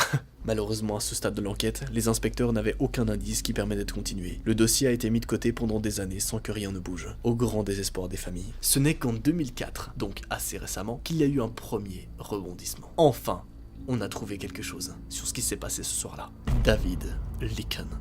En 2004, un prisonnier a affirmé qu'un de ses compagnons de cellule lui avait avoué avoir tué les 2 filles. Ce compagnon de cellule s'appelait David Licken. En 1990, il avait été condamné à 227 ans de prison pour viol et meurtre. L'informateur a même été entendu par la police et a confirmé à plusieurs reprises que David avait bien tué Cheryl et Pamela. Le dossier a été réouvert et on s'est rendu compte qu'un certain David avait bien été cité, mais personne ne savait qui il était réellement. Des recherches ont été faites sur cet homme, et ce qu'on a découvert aurait pu confirmer l'idée que les 2 filles avaient bien été des victimes de cet homme. En effet, il habitait dans la même ville que les filles au moment du drame, et il avait à peu près le même âge qu'elles. Il avait grandi à une ferme près de chez elles. Après quelques recherches, on a découvert que c'était un camarade de classe de Pamela et Cheryl. Beaucoup de personnes qui connaissent David ont été interrogées à ce sujet, et des personnes ont même donné un témoignage contre lui pour le meurtre des 2 adolescents. Waouh! Enfin, on a une piste. Est-ce que c'est un gros psychopathe nommé David Licken qui a tué ces 2 filles? Qui les aurait peut-être enlevées et fait des trucs bizarres, puis aurait caché leur corps? Peut-être. Mais attendez de voir la suite. Une dame, dont le nom est cité nulle part, a affirmé qu'elle avait vu la voiture que conduisait Cheryl garée devant la ferme de David ce soir-là. La fameuse voiture que l'on n'a jamais retrouvée, la Studebaker de 1960. La voiture que Cheryl et Pamela conduisaient. Cette femme a dit à la police que 2 personnes se trouvaient dans la voiture sur les places avant, et qu'elles paraissaient déjà mortes. La ferme de David Licken a entièrement été fouillée, et ce qu'on a retrouvé a glacé le sang de tout le monde. En effet, la police a retrouvé des éléments plutôt suspects, mais... attendez quand même de voir la suite. Les policiers ont retrouvé un sac à main, des bijoux et des vêtements féminins. Cela pouvait être des preuves comme quoi il y avait bien tué les 2 filles. Mais, et grand mais, c'était pas leurs affaires. C'était pas les vêtements de Pamela et de Cheryl. Merde, c'était une fausse piste. Oh, vous inquiétez pas, on a quand même fini par apprendre la vérité. Cela n'a pas arrêté les inspecteurs. Ils ont sorti David Licken de prison et l'ont accusé d'avoir tué Cheryl et Pamela. On ne sait pas si l'homme s'est défendu ou non. Dans tous les cas, il devait être jugé pour ses crimes en mars 2008, chargé par son ancien compagnon de cellule et par des témoins persuadés d'avoir vu les filles ou la voiture chez lui ce soir-là. Il ne pouvait pas dire grand-chose de toute façon. Même s'il n'avait aucune preuve physique, David Licken était le coupable idéal. Sauf que bien sûr, comme tu t'en doutes, tout ne s'est pas passé comme prévu. Non. Et c'est une des raisons pourquoi je trouve cette enquête beaucoup trop intéressante. C'est qu'à chaque fois, il y a des retournements de situation vraiment intéressants et on commence petit à petit à comprendre ce qui s'est passé avec ces 2 filles ce soir-là. Le procès était bien avancé et le jury le condamnait pour les meurtres de Pamela et Cheryl. Mais le président de la cour a immédiatement stoppé le procès. L'informateur s'est ravisé. Il a avoué à la police que son témoignage était complètement bidon et qu'il avait tout inventé. Cet homme avait sans doute redonné espoir aux 2 familles, mais il n'a fait que les briser encore plus. Malheureusement, l'affaire est encore retombée dans l'oubli. Le père de Pamela s'est accroché jusqu'au bout pour retrouver sa fille. Malheureusement, il se faisait de plus en plus âgé et il est mort le 18 septembre 2013, sans savoir la vérité sur sa fille. Mais est-ce que vous voulez savoir le pire? L'enquête sur ces 2 filles s'est résolue 5 jours après son décès. Passons au chapitre que vous préférez le plus, la résolution. Depuis 2012, l'État du Dakota du Sud subissait une sécheresse très lourde et les eaux avaient beaucoup baissé en plus d'un an. Le 23 septembre 2013, un pêcheur local remarque les roues d'une voiture sortant de l'eau à Bruley Creek. Il connaissait très bien l'affaire des deux adolescentes et a immédiatement appelé la police. La voiture a été sortie de l'eau dans la journée. La plaque d'immatriculation était bien celle de la voiture Studebaker 1960 du grand-père de Cheryl. 2 corps ont été retrouvés sur les sièges avant de la voiture et rien n'indiquait qu'elle avait subi des actes criminels. L'enquête a été vite bouclée. Apparemment, tout indique que les 2 jeunes femmes sont mortes dans un accident de la route. Elles auraient raté un virage et la voiture aurait plongé dans le fleuve. La clé de la voiture a été retrouvée sur le contact et indiquait que la voiture était en marche quand elle a plongé. Les phares étaient encore allumés et un des pneus était crevé. Pour la police, elles ont bien suivi les garçons pour aller à leur fête, mais Cheryl aurait perdu le contrôle de la voiture à la crévasion du pneu avant de plonger dans l'eau. C'était à moins de 2 km du lieu où elles devaient se rendre. Les corps ont été rendus aux familles. Les filles ont pu être enterrées dignement 40 ans après leur disparition. C'est ainsi que se termine cette première affaire.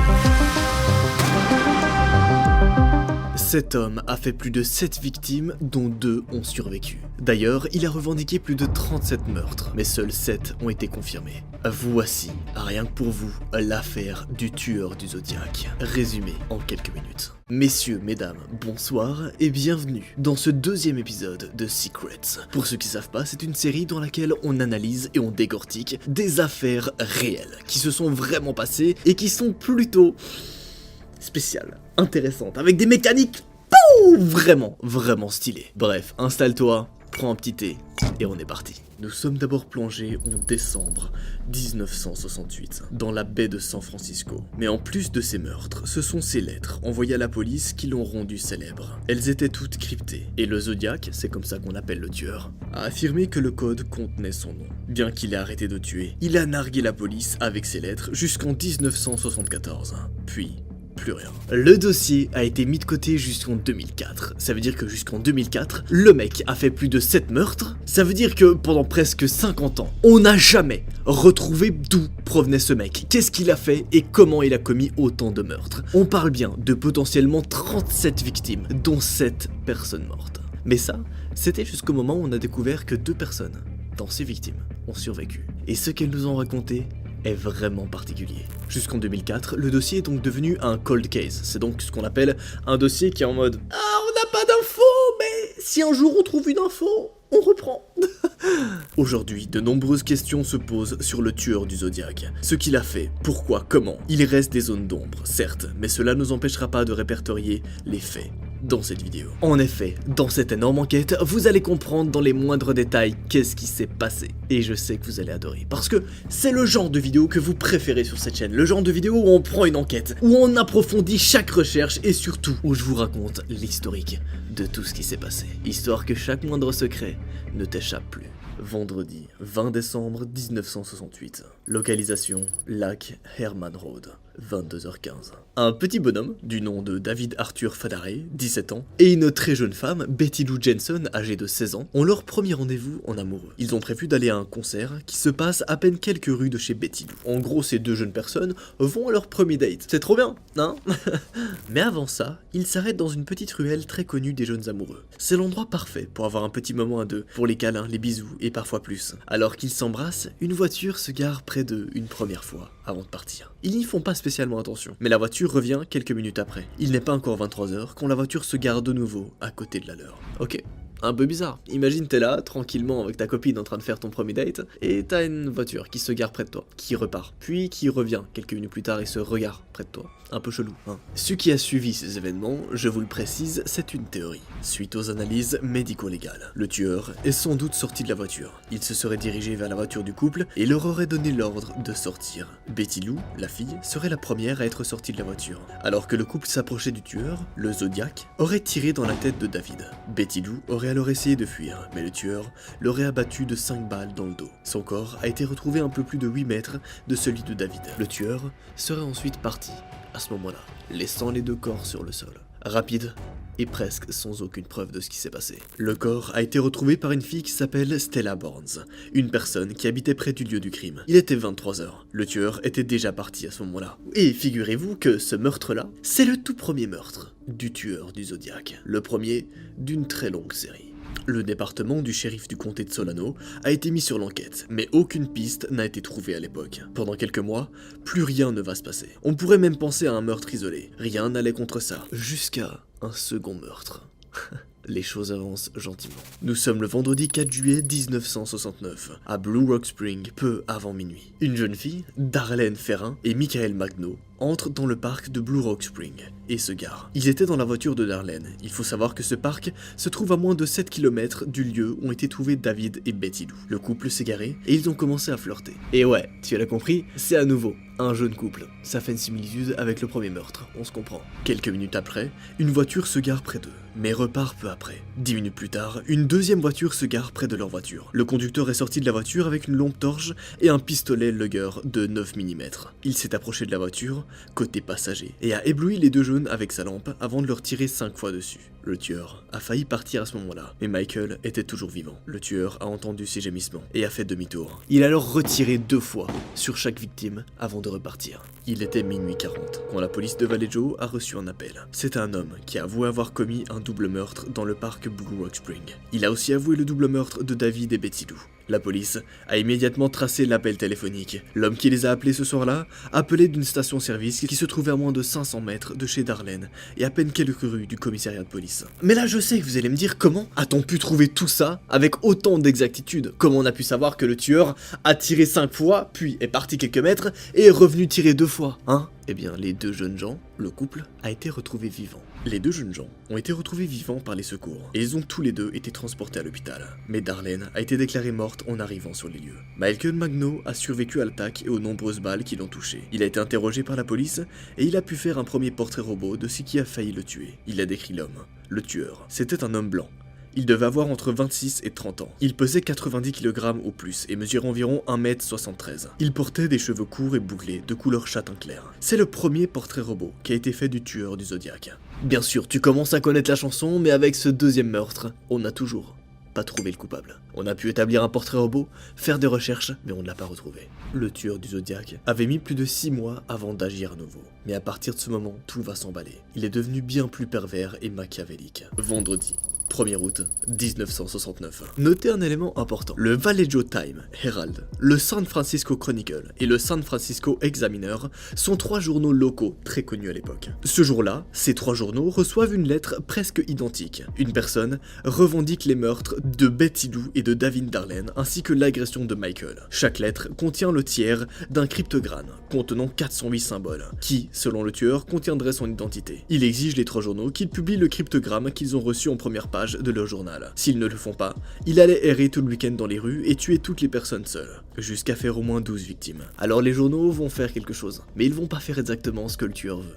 Le Chronicle a édité son cryptogramme en page 4e le lendemain, avec un mot du shérif sur le côté. Celui-ci n'était pas convaincu que la lettre était écrite par le tueur, et voulait plus de détails sur son identité. Les 3 parties du cryptogramme ont été publiées, et aucune des menaces n'a été exécutée durant le week-end-là. Jeudi 7 août 1969. Le San Francisco Examiner reçoit une nouvelle lettre. Cette lettre commence par ces mots. Cher éditeur, c'est le Zodiac qui vous parle. C'est la première fois que le tueur utilise ce nom, officiellement, dans cette lettre. Il répond au shérif qui lui demande de prouver son identité. Il a alors cité des détails sur les meurtres qui n'avaient jamais été cités dans aucun journal, ni même par la police. De plus, il a affirmé qu'une fois que le code aurait été déchiffré, la police l'aurait. Donc, je récap, on parle quand même d'un tueur là, qui va contacter les flics et qui va leur dire « Salut, si jamais c'est moi, le tueur du Zodiac, voilà. Pour info, dans les 3 messages que je vous ai envoyés, il y avait un message codé. Et dans ce message codé, il y avait mon nom. Voilà. Donc si jamais vous voulez me retrouver, décryptez le message codé. Rien de plus simple. Il est complètement fou.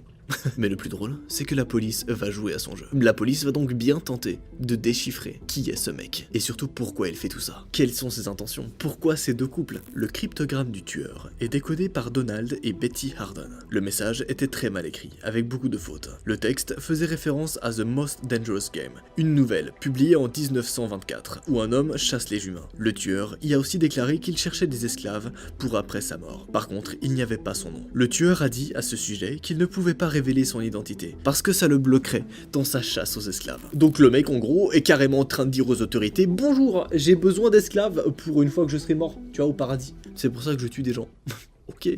Ok. Samedi, 27 septembre 1969. Lac Beyressa, aux alentours de 18h. Brian Hartnell et Cecilia Shepard étaient deux étudiants à l'université locale. Ils étaient venus pique-niquer au lac. Ils profitaient du beau temps et du fait d'être tous les deux. Il y avait personne à part eux dans le coin. Soudain, un homme les a attaqués. Il semblait mesurer environ 1m80. Il portait une cagoule et des lunettes de soleil pour qu'on ne puisse pas le reconnaître. Sur son torse, il portait le symbole d'une cible. Aujourd'hui, ce symbole est reconnu comme étant la signature du tueur du Zodiac. L'homme leur a fait croire qu'il venait de s'évader de prison et qu'il avait besoin d'argent de leur voiture pour fuir vers le Mexique. L'homme a sorti des cordes et a demandé à Brian d'attacher sa femme. A ensuite attaché Brian. Mais il s'est rendu compte que Cecilia était mal attachée. Alors il a resserré les cordes. Brian croyait à ce moment-là qu'ils étaient victimes d'un vol un peu bizarre. Mais il se trompait. Le tueur a sorti un couteau et a poignardé Brian 6 fois. Et Cecilia 10 fois. Puis il est allé à la voiture de Brian, qui était environ 500 mètres, et a écrit ça au feutre noir sur la portière après avoir dessiné son symbole. Voici ce que le meurtrier a écrit après avoir tué le couple. Enfin, après avoir poignardé le couple. Vallejo, 20, 12, 68. 7-4-69. 7-27-69. By knife.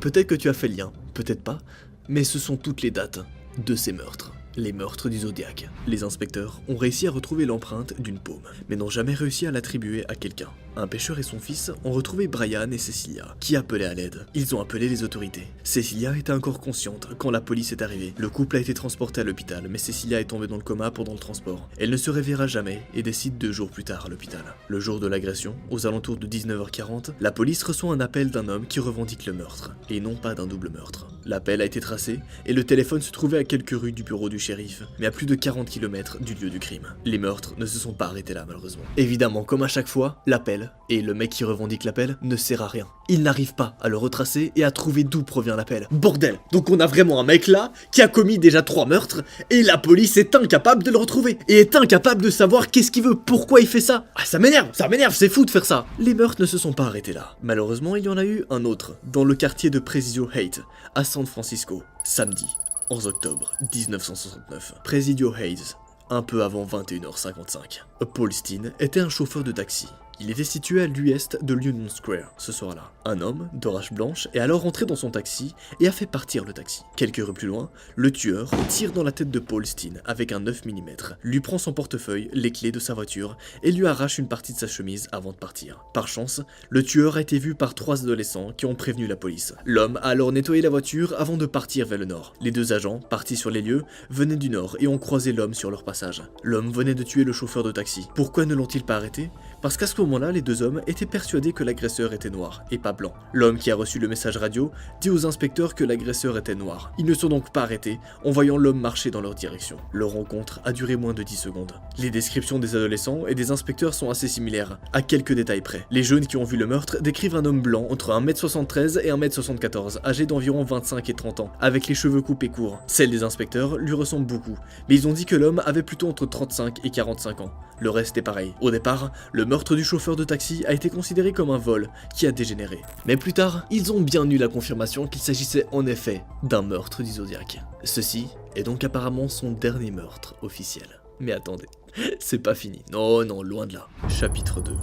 Les messages du tueur du Zodiac. Le 14 octobre 1969, le Chronicle reçoit une lettre avec un autre bout de chemise du chauffeur de taxi, prouvant ainsi que le Zodiac est bien le tueur. Il menace également de tuer des jeunes enfants, mais il ne le fera jamais. Le 20 octobre 1969, un homme, se faisant passer pour le tueur du Zodiac, appelle le service de police d'Oakland. Il ordonne que 2 avocats connus apparaissent dans une émission télé. Un seul de ces 2 avocats participera à l'émission, l'autre étant indisponible. Il s'agit de Melvin Belli. Quelqu'un a appelé pendant l'émission. Un homme qui se faisait passer pour le Zodiac. Belli l'a surnommé Sam. L'homme ne voulait pas qu'on sache son identité, de peur de passer par la chambre à gaz. Une façon de tuer les condamnés à mort en Californie, à cette époque. Mais l'appel a été tracé, et la police a pu remonter à un homme enfermé dans un hôpital psychiatrique. Donc ça ne pouvait pas être le tueur du Zodiac. C'était donc une fausse piste. Ce mec-là n'avait rien à voir avec le tueur du Zodiac. Ce qui nous amène toujours à un problème. Et il veut quoi, hein? Le 8 novembre 1969, le tueur envoie une autre lettre avec un cryptogramme. Ce cryptogramme n'a pas pu être résolu à l'époque. et ne le sera qu'en 2020. Dans ce cryptogramme, il nie être Sam. Le FBI a affirmé qu'il n'avait aucune mention de son identité dans le code. Le 9 novembre 1969, la police reçoit une lettre où il assure qu'il a parlé au moins 3 minutes avec les agents qui allaient sur les lieux du meurtre du chauffeur du taxi. À ce moment-là de l'enquête, avec mes équipes, on s'est dit que c'était pertinent de faire une pause et surtout de vous expliquer qu'est-ce qui s'est passé durant tout ce temps. Parce qu'en effet, là tu vois 7 meurtres confirmés par ce mec-là, mais je te rappelle qu'à l'introduction, on parlait pas de 7 meurtres, mais de 37 victimes. Alors où sont les 30 autres? Hein? Bouge pas. Je vais t'expliquer petit à petit. Commençons avec cette première personne, Kathleen Jones. Le dimanche 22 mars 1970, Kathleen Jones, enceinte de 4 mois, et sa fille de 10 mois sont sur la route pour rendre visite à sa mère. Mais alors qu'elle conduit, une voiture derrière elle la klaxonne et lui fait des appels de phare. Kathleen s'arrête et l'homme lui dit que sa roue arrière vacille. Il propose de l'emmener à une station-service. Et elle accepte. Pendant plus d'une heure et demie, l'homme conduit et ne s'arrête jamais, même s'ils avaient passé à plusieurs stations-service. Lorsqu'il s'arrête à un stop, Kathleen attrape sa petite fille et court se cacher dans les champs. L'homme l'a longtemps cherché avec une lampe torche, mais ne l'a jamais retrouvé. Puis il est reparti. Quand Kathleen a porté plainte, elle a reconnu l'homme du portrait robot. Mais rien ne prouve bien que c'était le Zodiac qui l'a attaqué. Ça reste donc une première piste. On est déjà pas mal, hein? Passons à une seconde personne, très intéressante, Paul Avery. Le tueur du Zodiac a encore écrit de nombreuses fois aux autorités, des lettres plus folles les unes que les autres, mais il n'a jamais tenu ses menaces. Paul Avery est un journaliste du Chronicle qui suivait de près l'affaire du tueur du Zodiac. Le 27 octobre 1970, il reçoit une carte d'Halloween qui lui disait clairement « Tu es condamné » et elle était signée Z. Avec le symbole du Zodiac. La menace a été prise très au sérieux. Quelques jours après, il a reçu une lettre comme quoi le Zodiac serait lié à l'affaire de Sherry Jo Bates, une jeune femme retrouvée dans sa voiture en 1966, battue et poignardée à bord. Paul Avery avait travaillé sur cette enquête. Lui et la police ont affirmé que rien ne rapprochait ce meurtre au Zodiac. Ce meurtre a alors jamais été élucidé. Une nouvelle lettre arrive pour Avery dans les locaux de Chronicle le 22 mars 1971. C'est un ensemble de collages où le tueur du Zodiac, reconnu grâce à son symbole, affirme avoir tué une infirmière, Lass, le 6 septembre 1970. La jeune femme avait travaillé jusqu'à 2h du matin. Plus tard dans le même jour, son patron a reçu plusieurs appels lui disant que Lass avait dû partir pour des raisons familiales. Son corps n'a jamais été retrouvé et encore une fois rien ne permet de relier ce meurtre au tueur du Zodiac. Parlons à présent d'une autre personne. Une personne qui aurait pu être le tueur du Zodiac. Une personne qui aurait pu être le suspect. Parlons de Arthur Leigh Allen.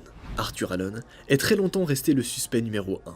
Dans l'affaire du Zodiac. Il semblait être toujours au mauvais endroit, au mauvais moment. Pendant 20 ans, il a été interrogé à de nombreuses reprises et a été souvent perquisitionné. Un de ses amis a confié à la police qu'Arthur lui avait dit vouloir tuer des gens. Il était présent non loin des scènes du meurtre du lac de Beirosa. En 1974, Arthur a été arrêté pour avoir agressé un garçon de 12 ans et il n'a fait que 2 ans de prison. Michael Magno, le jeune homme qui a survécu à la seconde attaque, a affirmé que Arthur Allen était celui qui les avait tirés dessus. Mais il y a eu beaucoup de démentis. Un des agents de police, qui a croisé le tueur après le meurtre du chauffeur de taxi, dit qu'Arthur Allen était trop gros pour être le tueur du Zodiac, et que son visage était beaucoup trop rond. Arthur Leigh Allen est donc mort en 1992.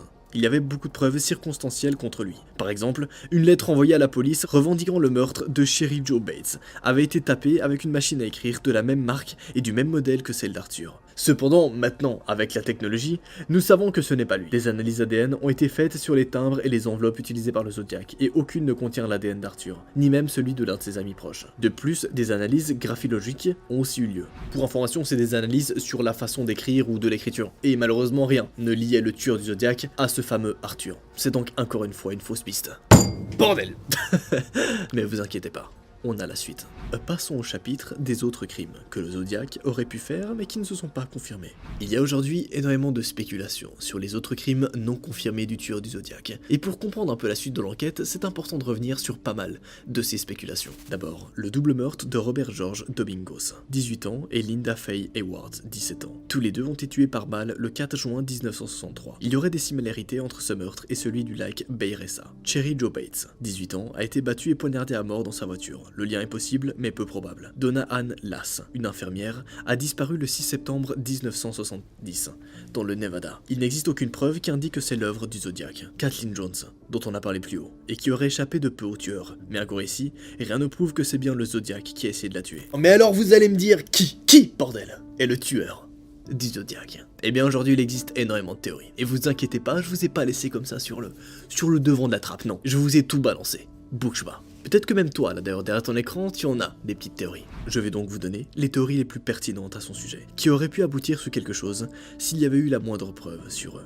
Ross Sullivan était un assistant bibliothécaire à l'univers où Cherry Joe Bates allait. Il a été soupçonné par ses collègues parce qu'il a disparu quelques jours après le meurtre de la jeune femme. Il ressemblait beaucoup au portrait du tueur du Zodiac. On sait qu'il a été hospitalisé à de nombreuses reprises pour des troubles bipolaires et schizophrènes, mais il n'a jamais été interpellé. Lawrence Kane est l'homme qui a désigné Kathleen Jones après son enlèvement. Un des agents qui a croisé le tueur après le meurtre du chauffeur de taxi a affirmé que Lawrence Kane ressemblait beaucoup au portrait robot. De plus, il s'avère que Lawrence Kane travaillait dans le même hôtel que Donna Ann Lass en 1962. On lui diagnostique un trouble du contrôle des impulsions. Après un accident de la route, il a été arrêté pour voyeurisme, mais jamais comme étant le tueur du Zodiac. Richard Marshall a été accusé par des indices de la police parce qu'il aurait affirmé être un meurtrier en privé. Il a rôdé sur 2 des scènes du crime possible du Zodiac, mais il n'a jamais été inquiété. Jack Terrence a été accusé par son fils d'être le Zodiac en 2007. Plusieurs objets ont été confiés au FBI, dont une cagoule ressemblant à celle du Zodiac, mais des analyses ADN ont prouvé qu'il n'était pas le tueur du Zodiac. Bref, des théories comme ça, il en existe des dizaines, sur énormément de personnes. Mais alors vous allez me dire, est-ce qu'aujourd'hui, l'affaire, elle est résolue? En 2021, soit l'année passée, The Casebreakers affirme avoir identifié le tueur du Zodiac. The Casebreakers, pour ceux qui ne savent pas, est une équipe de plus de 40 personnes, dont des anciens enquêteurs, des journalistes et des officiers du renseignement militaire. Ils se sont penchés sur beaucoup d'affaires non résolues, dont celle du tueur du Zodiac. Le tueur du Zodiac serait en réalité quelqu'un se nommant Gary Francis. Un homme décédé en 2018. De nombreuses recherches ont eu lieu et de nouvelles preuves médico-légales ont été trouvées contre Gary Francis. Notamment des cicatrices sur le front du suspect, qui correspondent aux cicatrices présentes sur le portrait robot. Les lettres du Zodiac ont également été déchiffrées et l'indiquent comme étant le tueur du Zodiac. Une des personnes enquêtant sur l'affaire, Jen Bulchos, affirme qu'il fallait le nom complet de Gary Francis pour déchiffrer les lettres qu'il avait envoyées. Toute l'équipe est également certaine que c'est lui qui a tué Cherry Joe Bates, l'étudiante retrouvée battue et poignardée à mort 2 ans avant les crimes confirmés du tueur du Zodiac. Alors, affaire résolue ou non? Eh bien, nous ne le saurons jamais vraiment. Gary Francis étant décédé, il ne sera jamais jugé, et il est, aux yeux de la loi américaine, toujours présumé innocent. Cette affaire reste encore très connue et très médiatisée aujourd'hui. Des films et des séries font un rapprochement avec cette affaire qui a marqué toute la fin du XXe siècle aux États-Unis. Évidemment, tu oublies pas de t'abonner et de rejoindre le Cookie Gang en mettant ta photo de profil pour rejoindre l'armée qu'on est en train de créer avec Rayton et d'autres créateurs dans le Cookie Space. D'ailleurs, préparez-vous, parce que d'ici quelques jours, une nouvelle créatrice va nous rejoindre. Son pseudo commence par un X et ça va être incroyable. Elle aura son setup juste là, derrière moi. Bref, c'était Noah, ce fut un plaisir. J'espère que tu as kiffé cette enquête et surtout, fais attention quand tu fais des dates la nuit dans la voiture. Allez, salut! Woo!